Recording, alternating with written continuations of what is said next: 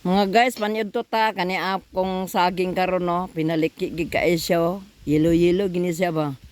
Lami kayo ito suno sa asin. Asin lang walay ginamos. Okra. Fresh na fresh yung okra dito sa Pilipinas at saka pinaretong bangus nga boneless. Ito yung pinakakusgan nga ano, salata. Kung sa ano salata, salad, kamatis ug sibuyas watag asin tapos sili nga green. Fights na kayong paniud to. Lami kayo nya ang tubig sa okra wa na ko gilabay ito imunon. Unya pagkahuman. Di ba?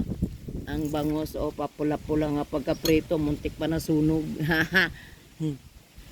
Paniud to ta ninyo mga katawhan dito sa Mindoro. Lami kayong okra. Nung sapa ko sa Pilipinas, sige ko kaog okra. Bahala mahal, basta barato.